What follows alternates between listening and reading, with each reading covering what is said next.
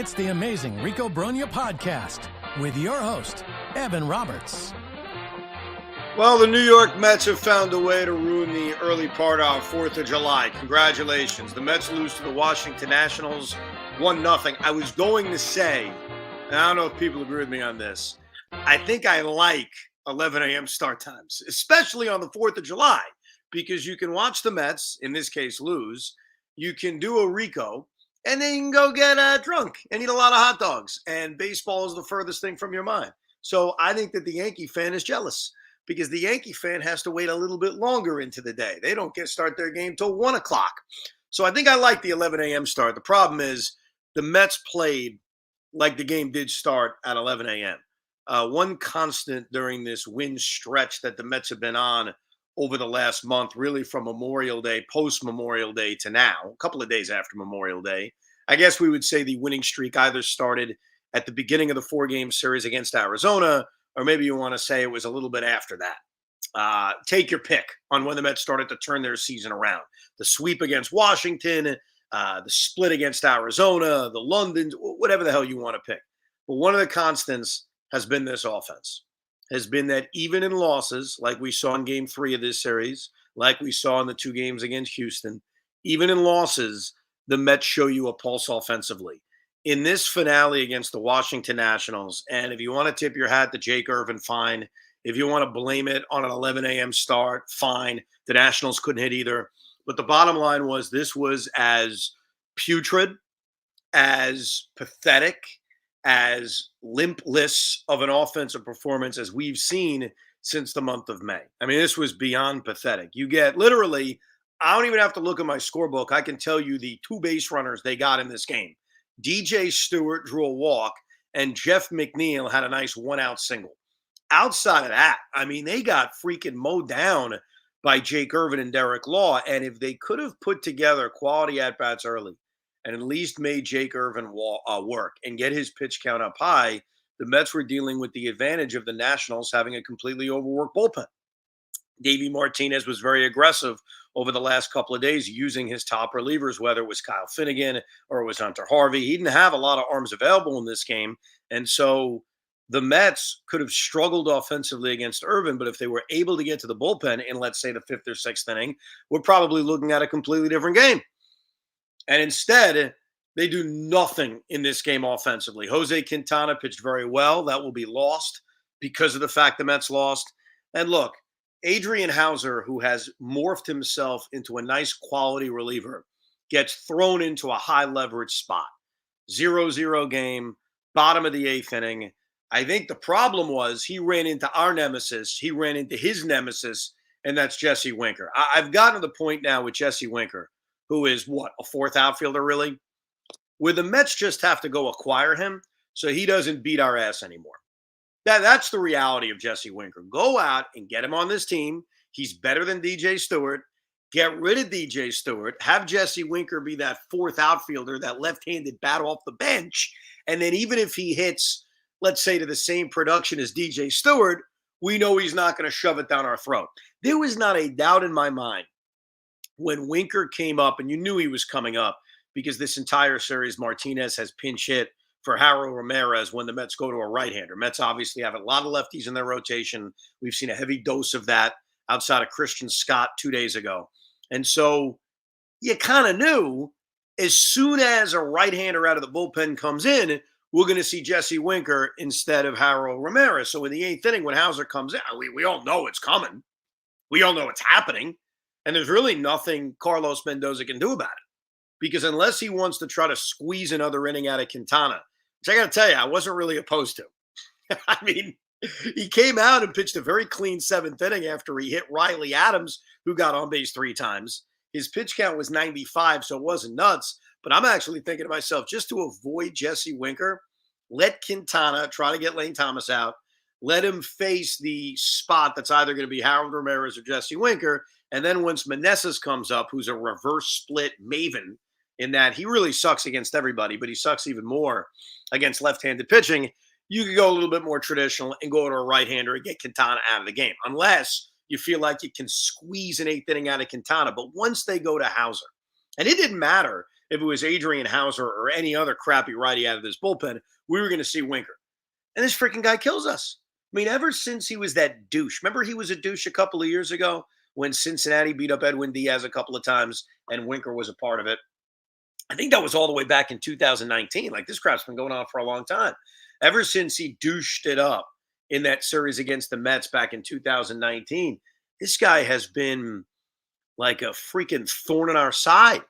Well, look, I can't put the game on Jesse Winker or put the game on Adrian Hauser or put the game on Carlos Mendoza. This game in particular is on the offense.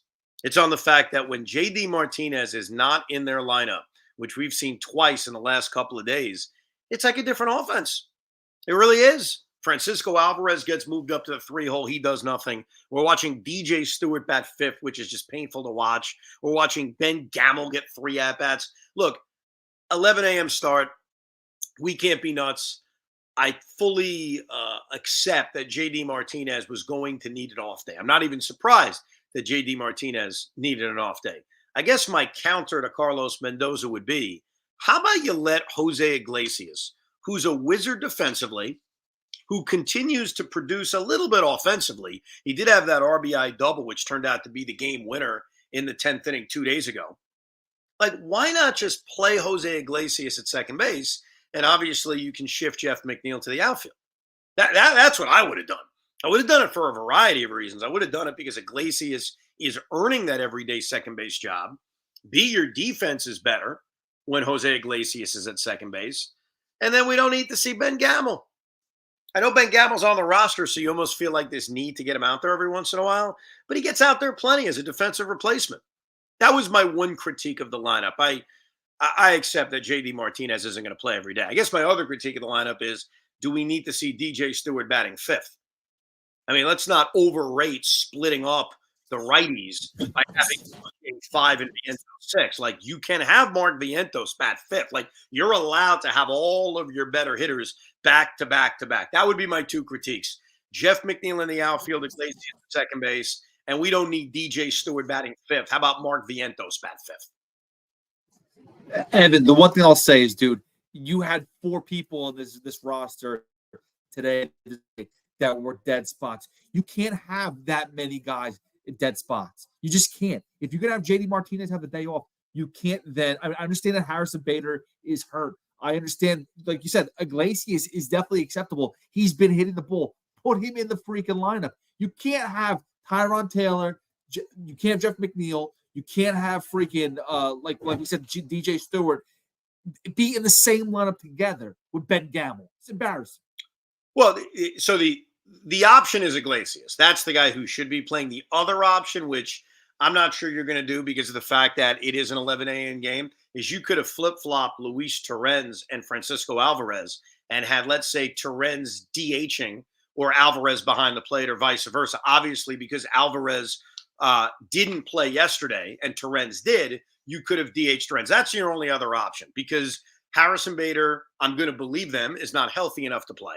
All right, I'm going to give him that. And then B, you're going to sit JD Martinez. He's a veteran. He's in his mid to late 30s on an 11 a.m. start time after a night game. The critique is Iglesias, who I think has earned the everyday second base job. And look, Mendy's going to be tested because upcoming Pittsburgh series, you're going to face a bunch of right-handers. And so far, he's only given Iglesias the starts against lefties, which I don't think you need to look at McNeil and Iglesias as a lefty-righty platoon. It doesn't make a lot of sense. First of all, we've pointed it out about McNeil, who still hasn't fully gotten going despite getting a base hit in this game. He's been as good against lefties as righties. Like, Jeff McNeil is not somebody that needs to sit against lefties. He should probably just sit against everybody. I mean, if we're being honest. But I think for right now, with Starling Marte out and with that kind of extra roving spot in the outfield, despite Tyrone Taylor getting most of the time, McNeil should get a lifeline by playing a little bit of outfield. But Jose Iglesias should be out there every single day. And that's my critique on the lineup. Bottom line is this, though. Francisco Lindor went 0 for 4. Brandon Nimmo went 0 for 4. Francisco Alvarez gets moved up to the 3 spot. He goes 0 for 3. Pete Alonso had a very, very quiet 0 for 3. I mean, nobody hit.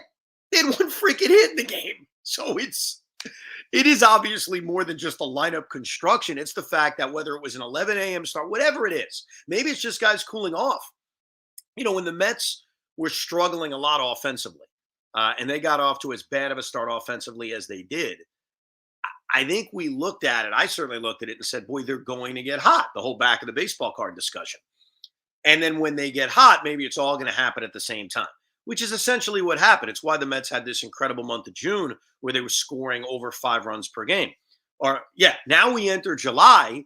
Guys are bound to cool off. And if everybody cools off at the same time, you're talking about an offense that hopefully doesn't go back to April form or May form, but is certainly not going to reproduce what it did in the month of June. The guy I point to, the guy I look at and say he's the guy that really needs to get hot is Pete Alonso, only because, Pete's season this year, I think we'd all agree has been very blah. It's been a very blah offensive season. Like, he's on pace to hit about 35 home runs. He's on pace to drive in 90 runs. His average is sitting around 240. His OPS in the low 8s. Like, no one's saying it's a horrible season, a pathetic season, but when you look at his career numbers, it's one of his not best seasons. I mean, if we're just looking at what he's produced in the major leagues. And one thing Pete has not done yet, even as the Mets were hitting throughout the month of June, and Keith Hernandez talked about this on the broadcast, is he hasn't had that stretch, that dominant offensive stretch where Pete Alonso carries an offense, where Pete Alonso looks like that 50 home run guy. If you're going to assume, and I am, Brandon Nimmo's going to cool off. He's been hot for a few weeks. Francisco Lindor is going to cool off. This would be the perfect time for Pete Alonso to get red hot. Because when this stretch began, and I said this on the air, I said it on the Rico as well, the stretch that began after the Yankee series against the Astros, against Washington, against Pittsburgh, against Washington again, what I wanted to see from this team is stability. Like, I don't expect them to win every freaking series for the rest of time. And clearly that has not happened. What I need is stability. And when they lost those 2 games to Houston the way they did, there was a little worry. Go back a few days ago on the Rico, a little bit of a worry, especially on the heels of the partying and the celebrating on Friday night. They responded. I mean, to their credit, these 2 wins against Washington, and I get it, they could have gone either way, and they certainly scared us a bit. But you win a game 9, 7, and 10 innings where they score the 6 runs in the 10th inning, where they barely hold on for dear life. They win the game I was at on Tuesday. Again, another 10-inning game in which they fight back. They're down 2-0 in the 6th. They're down 2-1 in the 8th. Could go either way, but they win. And to me, as I was walking out of Nationals Park, and I apologize for the 3-minute Rico, but I think I realized as I was walking out with Jed and my father-in-law, this is freaking awkward. Like, I'm literally talking about the Mets into, I don't know, the walk-home edition of the Rico, I admit it. And that's why, like, after 3.5 minutes, I was like, all right, we're done. Let's get the hell out of here. But what I felt leaving that ballpark, to me, I don't know if you guys felt this way, was the sigh of relief of, okay, they lose the 2 games to Houston the way they did.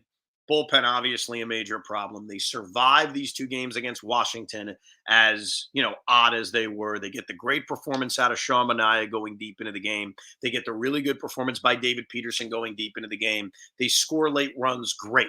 And all of a sudden, we're back to being a game above 500. These last 2 games have almost reminded me of those 2 games against Houston where they're not collapsing by any stretch, but that worry starts to pop in. Because all of a sudden, the Mets have lost 4 out of their last 6 games. They're back a game under 500. Now, stability would be to respond by going into Pittsburgh and winning at least at the bare minimum 2 games in Pittsburgh. But these 2 losses are a little bit concerning. To get just completely shut down offensively the way they did in the finale. And let's go back to game 3 of the series. I mean, we were all probably a little cocksure once they took the 5-0 lead, were we not? You're getting a solid performance out of Christian Scott, who's luckily back in the major leagues. They're back to the OMG sign being worn out with all the home runs they're hitting against Mitchell Parker. Tyrone Taylor hits that home run. Francisco Lindor hits one. Mark Vientos goes to straight center field. And up 5-0 in the 5th inning. There's this feel, at least I had, of, all right, that Friday night concert celebration and people blaming the Mets losing 2 games on that's like prehistoric stuff. That's completely out of our mind. And what we later saw was kind of the bugaboo pop its ugly head. They didn't lose the finale of this series because of their bullpen, despite Hauser giving up the home run to Jesse Winker. They lost that game because they couldn't hit.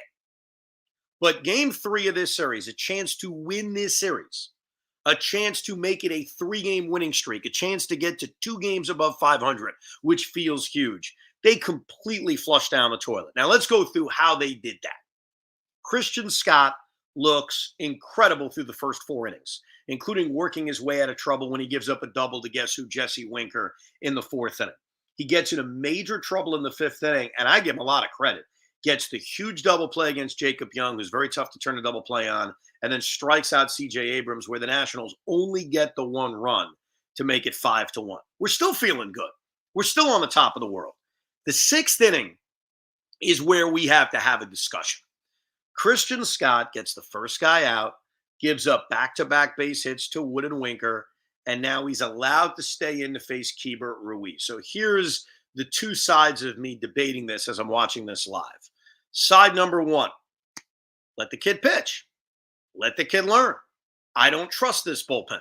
Granted, the Mets got deep starts out of Sean Manaea and David Peterson the night before, but nevertheless, both games went 10 innings. They had to use a couple of guys in their bullpen. I don't know how available Dednell Nunez is, though he probably is available. I don't know how much trust I have in Reed Garrett. So a part of me leans towards let the kid pitch. And I think most of us probably felt that way at the time. Here's the part where I hesitate. In the minor leagues, since the Mets optioned Christian Scott down to keep kind of a lid on his innings, they've been very careful with him. Like, he's not throwing and pitching deep into games. He's not throwing 95-plus pitches. He's not pitching into the 6th or 7th inning. Take a look at the box scores down there. So as much as I want him to pitch for the reasons of challenging him, the reasons of, hey, I trust you more than everyone else in this bullpen, I also have to think, we all have to think, well, what has he been doing for the last month? Has he been pitching deep into games? The answer is no. So when he gets Ruiz to pop up, and Luis Garcia comes up, and check his numbers. How many home runs has Luis Garcia hit against the Mets? I remember he had one against Jacob deGrom a couple of years ago, but that guy feels like a Met killer too. He's not quite Jesse Winker, but he's moving up there. Garcia comes to the plate, and I got to tell you, I'm very mixed. Like, if Christian Scott had been doing this before, I probably would have been more gung-ho about let him face Garcia, let him get through the 6th inning. But Mendy's been one to trust his arms. And I think here he gave Christian Scott that opportunity of, all right, you know what? You've thrown a great game. Go ahead. Get this guy out. And obviously he makes the mistake of giving up that absolute moonshot of a 3-run home run, which is not the game. You know, you think about it, like, that doesn't necessarily change things. It's 5-1, it's 5-4. You still have a lead. Christian Scott still hands the baseball to Carlos Mendoza and Adam Ottavino in the 6th inning with a lead. But obviously, the feeling in our stomachs sunk quite a bit because now this Met bullpen needs to get 10 outs and their margin for error is nil. So that was what I was thinking during the Scott moment. 90% of the time, let him finish the job. Let him get Garcia out. But the fact he hasn't done it and the fact the Mets have babied him down in AAA doesn't feel like it was the wisest decision. They go to Adam Ottavino. I know we all like to crap on Adam Ottavino. Did his job. Got Meneses out. Got 8 and 9 out. But then we get to the next part of Carlos Mendoza's decision-making. And this one I didn't love. I didn't love this. Adam Ottavino has been one of those guys, if you look at the way he's pitched this season specifically, where either he looks great or he looks like dog crap. It doesn't feel like there's much in between with Adam Ottavino in 2024. So Adam Ottavino comes in, gets the last out of the 6th inning, gets the first 2 outs in the 7th inning. And even though you've got a lefty warming up in Jake Diekman, no one here trusts Jake Diekman. You also have to figure, okay, if Diekman gets through the 7th inning, where am I even going in the 8th or 9th inning? I've got to find a way to steal as many outs as I can. I've got 2 outs and nobody on. Yes, C.J. Abrams isn't the greatest matchup in the world, but even if he gets on base, I've got Lane Thomas. I would have viewed Diekman more to target Wood and Winker at 3 and 4. I would have given Adam Ottavino, again, because I'm trying to steal outs here, and we've seen good Adam so far. I would have viewed it as, let me steal that last out of the 7th inning, and I'll figure it out from there. Instead, Mendy, with the quick trigger, goes to Jake Diekman. And what does Jake Diekman do? The thing that this Met bullpen and rotation specializes, and that's walks a freaking guy. You can't do it.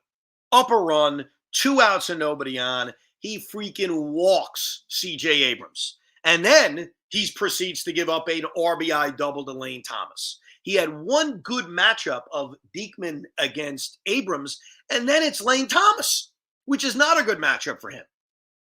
He gives up the RBI double to Lane Thomas. It gets worse because he even can't get the freaking lefty James Wood out, and we've seen a full Diekman implosion in which the lead is completely gone. And as much fight as the Met bats have shown, and they've shown a lot of fight during this stretch of baseball where they've played well, the sinking feeling was, are you freaking kidding me? They've blown another big lead. The Saturday game against the Houston Astros, this game against the Washington Nationals, and you can't say, well, no big deal, you can't win them all. Like, I get it. You can't win them all. I'm not telling you the Mets have to win every freaking game, but it is painful to watch this team continue to blow big lead. A 5-run lead's a big lead. A 6-run lead's a big lead. They're not supposed to be blown. They're not supposed to be blown on some kind of casual basis. Brutal loss.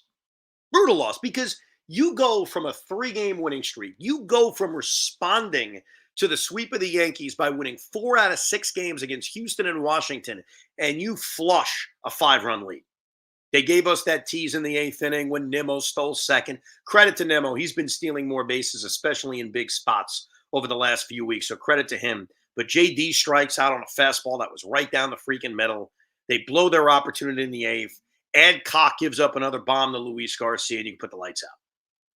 Bad loss. And I pray to the baseball gods that we are not looking at that loss against Washington, Game 3 of this series, a chance to win 3 straight against them, a chance to win this series. I pray to the baseball gods we're not looking back at that game as the game that kind of turned the season backwards, because I think we're on alert for that. Now, the Mets had a great month, and they weren't going to continue playing that way, but it feels like we as fans are on alert of things turning the other way. Well, we're at a point, Ev, that I still think we're in a good spot. We have 10 games left to go before the All-Star break. If they go, it's a very favorable schedule. Pittsburgh, Colorado, back to the Nationals. I know I don't want to hear favorable schedule, bro. Dude, they just gotta go 6-4. 6-4 puts you 1 game over 500 going into the All-Star break. The fact that we were 11 games out of being under 500. If I told you that going into the don't do that. You're saying everything that I hate to hear. Like you're playing the hits of things I hate to hear. Hit number one. The schedule is soft. Yeah, we heard that in September of 2022, how soft it was. Number 2, if I would have told you. I don't want to hear I would have told you. I get it. The Mets got off to a terrible start. Yes, we all thought they were buried. Yes, they had a great month of June. No more if I would have told you. Because the soft schedule doesn't mean a damn thing, and I'll tell you exactly why. They're about to go to Pittsburgh, okay? The Pittsburgh Pirates are 41-44, which means they only have 1 more loss than the Mets, which means they are 1 game behind the Pirates. I call that a pure tier team. That's a team that's on their level. And by the way, they started off by facing Paul Skeens, who so far, to begin his major league career, has looked incredibly dominant. That's number 1. Number 2, they face a lefty in Bailey Falter in game number 2, who's probably as good, if not better, than David Peterson. Now, they are getting lucky that they're facing Jared Jones, but they're facing Mitch Keller in the finale of this series on Monday afternoon. Like, I don't look at this 4-game series against the Pirates, who basically have the same record as the Mets, and say, oh, let's beat up on the garbage. Like, let's be fair. There is only 2 teams right now in the National League that you can look at and say, okay, those are the 2 teams you're supposed to beat up on. Miami, who the Mets haven't beaten well this season, and Colorado. So let's all do ourselves a favor. No more soft part of the schedule talk. I don't want to hear it anymore. I get it. Fine. But there's still hope going into the All-Star break. That's what I'm saying. Like, I'm not looking at this. I know it sucks, dude. They were so freaking hot. They were bound to lose a couple games here and there. Irvin pitched his freaking nutsack off today. What are we supposed to do about that? It was amazing. But you're going to run into a game or 2 like that. It sucks. It's disappointing. But they're still good enough, and they're still flying high. The pitching is there. The bullpen has really killed us. But that's the one thing, and I will say, I don't know if Stearns can wait till the trade deadline to make improvements on this team. I think it's time now. I think they got to make a move now. So, yeah, I was thinking about this the other day because not the finale of this series. The finale of this series, if you want to define it the way you did, which is, look, it happens. Jake Irvin was great. I don't know if a lot of Met fans want to do that, but fine. Jake Irvin was great. The Mets couldn't hit. They lose 1-0 is what it is. It seems like every other game they've been losing has been squarely on this bullpen, squarely on this pen not being able to protect leads. They had a lot of those in May when they were collapsing. And even throughout the month of June and early July, where they played a lot better, I mean, go through each game. And trust me, at the All-Star break, we will. I've got some very special Ricos planned for the All-Star break, where we will go through a lot of games from the first half of the season. But the bullpen is the thing that needs to be fixed. So I even tweeted the other day, boy, Dylan Floro, can they kind of kidnap him when leaving Washington, D.C.? And the reason I pick a guy like Dylan Floro, and I didn't say Kyle Finnegan, is because there are going to be relievers that will hit the market that are going to cost a lot. You know, if the Oakland A's trade Mason Miller, he's going to cost a lot. If the Washington Nationals trade Kyle Finnegan, he's going to cost a lot. Like, there are relievers that, because they're under team control and because they're closers and pitching really well and relatively young, they're going to cost you a lot. Jason Foley of the Detroit Tigers, if they decide to sell, he will probably cost a lot. I'm not really into that. I don't know about you guys as Met fans. I'm not really into paying a high cost for a reliever. What I am willing to do is to take a guy like Dylan Floro, who's a veteran, who is a free agent at the end of the year. A guy like Andrew Chafin. I know we've been chasing this guy for like a half a decade as if he's, freaking Dennis Eckersley in his prime. He is a serviceable reliever who gets lefties out.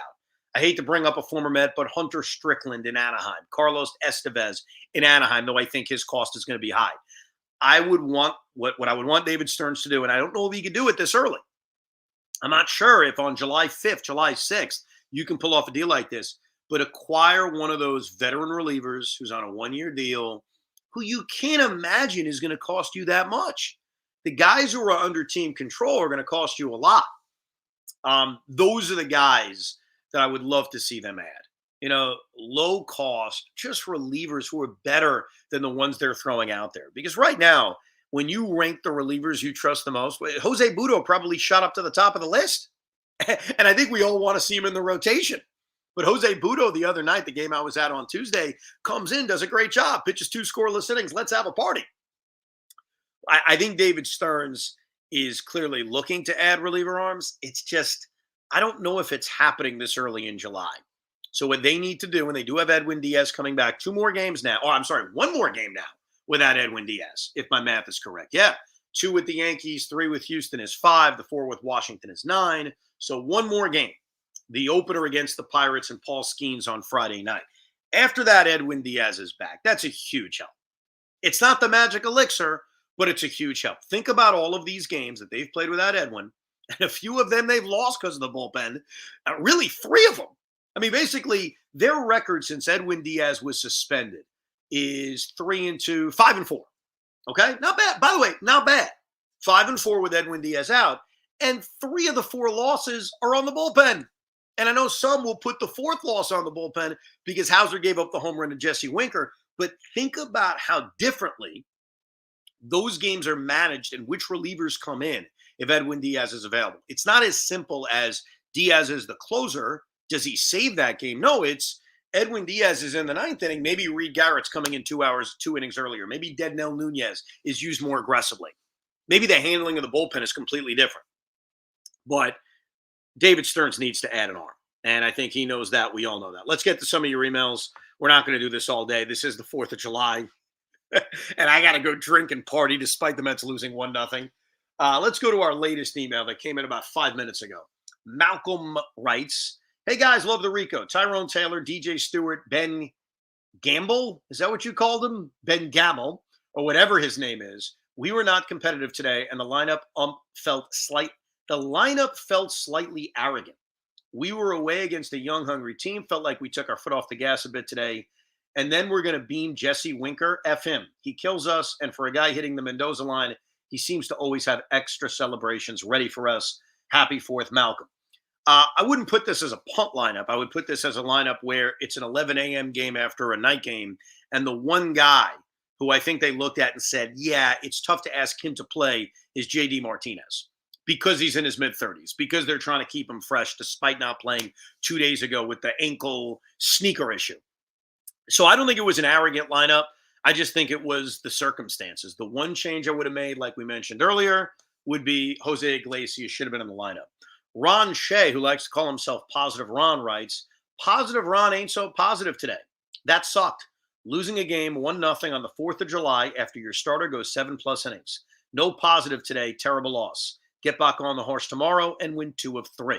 Well, it's a 4-game series against Pittsburgh. It's weird because they play on Monday. In fact, I was even debating, like, should we do the Rico on Sunday like we normally do it, as opposed to waiting until Monday? So I think we'll probably do that. We'll do a Rico on Sunday. It's not a series ender, but it's the weekend ender, if you will, because they do play Monday afternoon against Pittsburgh. It's a 4-game series. I said going into this trip, get me 3 or 4 against Washington, get me a split against Pittsburgh. My edit is just get me a split against Pittsburgh. I could sit here and give you this, we better win 3 out of 4. Honestly, the Pirates are a pure-tier team, like I mentioned. They're facing some really good pitching in this series with Skeens on Friday and Keller to wrap it up on Sunday. Get me 2. Get me 2. Get back to Citi Field. You'd be a game under 500 going into a homestand against Washington and Colorado going into the All-Star break. That sets you up to do the damage at home, which they haven't really done, considering they're 21-25 at home. So my edit to this would be just get me a split in Pittsburgh and I'd be fine. Negative Dan writes, so since the greatest concert in baseball history, the team is 2-4. Needed extra innings twice to beat an under 500 baseball team that you hadn't lost to all year. Blew 2 5-run leads in the span of 6 games and made Jake Irvin look like prime Pedro Martinez, getting 1 Jeff McNeil shutout in a game you needed to win to take a series from a team everyone said you should beat during your vaunted, quote, easiest remaining schedule in the NL. Would love to hear from the positive boys, Tommy and Positive Hoff, on how that resume stacks up when you're talking about serious playoff contention. I'll hang up and listen. So Negative Dan is calling you out, Hoff, but he's already given you the positive spin. It happens. It's baseball. What can you do? Go win a series against the Pirates and all is right with the world, right? No, exactly. Listen, Negative Dan, you gotta, and I appreciate you looking at the positive once in a while, because we all have to be. Listen, I'm not trying to be the leader of the charge like Tommy Lugar over here, but I've been consistent. This is what happens when you have a mediocre team going into the season. You're going to be in the mix, but there's things that they could do to make this team that much better. And it's got to come sooner than later. That's all. That's the only thing I say. I feel like with injuries right now, with Edwin Diaz not being available, there's got to be something, dude. If you got to call up Acuna, who's been killing in AAA, do something to spark this team a little bit. Well, I don't think they necessarily need a spark right now. I mean, I think that sometimes the way you lose games is kind of dictates how we feel about a team. And think about the way they've lost games. I mean, they lose a game 1-0 in which they get 1 hit. They lose a game in which they have a big lead against the Washington Nationals. They lose 2 games against the Houston Astros, one of which they built a 6-1 lead that they couldn't hold on to. So I think that the blowing of big leads, the limpless offensive performance in the finale is what causes the angst. Like, if the Mets would have lost like a traditional 5-3 game where, the starting pitching's mediocre, they don't hit, they don't get a couple of big hits, as frustrated as we may be, it would be easier to swallow. Sometimes it's the way you lose games. Now, KT Corner brings up a very interesting point, and that is about, we were talking about the lineup and who should be playing. KT writes, Christian Scott as a rookie in game 3 of this series could have used the leadership of Francisco Alvarez. Pitch calling, pitch framing, and confidence. Your thoughts? So it is almost universal. Look at Jose Quintana. I know he's a veteran. He was the opening day starter and all that. If you look at Jose Quintana's numbers and his splits based on who's catching, everybody pitches well and better with Francisco Alvarez catching them. The problem is he can't catch every single day. As much as what they could have done, and I'm not sure if Mendy would have been willing to do it, which is catch Alvarez for Scott on Wednesday and then DH him on Thursday. So you give him the half off day. You're not asking him to catch the morning after night game. You're basically saying you're the DH so that you could maximize Alvarez catching Christian Scott. and still keep his bat in the lineup. The other problem is, though, like I said, Quintana's numbers are better when Alvarez catches. This is a great thing. This is not a negative. This is part of the beauty of Francisco Alvarez right now. But he can't catch every game. Moving forward, though, I would like to see Alvarez paired up with Christian Scott. His next start will probably be against, I guess it would be against the Pittsburgh Pirates if they keep the rotation in line with these 4 games. Quintana would be the one starter to miss it. So Christian Scott would pitch the Monday afternoon game against the Pittsburgh Pirates, assuming they don't add another starter to go to a 6-man, which is entirely possible. I mean, Jose Butto is already here, and so they could elevate Jose Butto to make the start on Monday potentially, and then move Christian Scott back to Tuesday. But either way, I agree with the premise. Like, Francisco Alvarez makes an impact catching everybody, and I'd love to see him paired up with Christian Scott moving forward. And this is something that's a little bit outside the box because it's not necessary right now. I know Torrens has been a nice story. He had a really good jump start when they traded for him. But is it better for the team to look to get an upgrade as a backup catcher because you can't have Francisco Alvarez catch every day? And like you said, dude, the pitching is so much better with Alvarez. You need a better backup catcher to be able to almost duplicate what Alvarez does behind the plate. In the limited time Torrens has played, he's played well. So I don't think it's a priority, but you never not look to get better, to give you the double negative. So if the right deal comes along, sure. But clearly, as the Mets march a little bit closer to the trade deadline and hopefully remain in this wild card race, they need fresh arms. They need bullpen arms. And they just saw a few from Washington.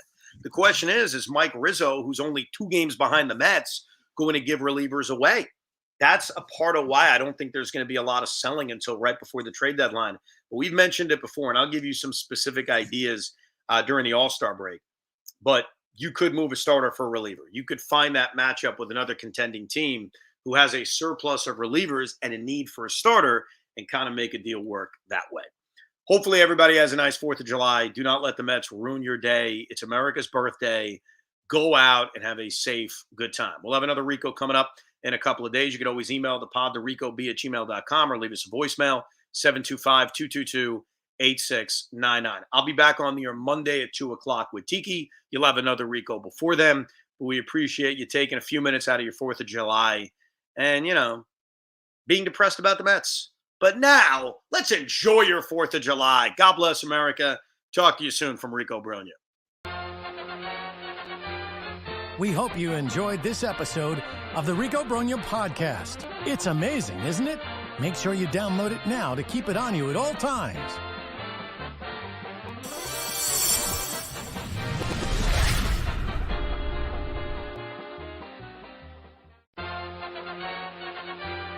We hope you enjoy.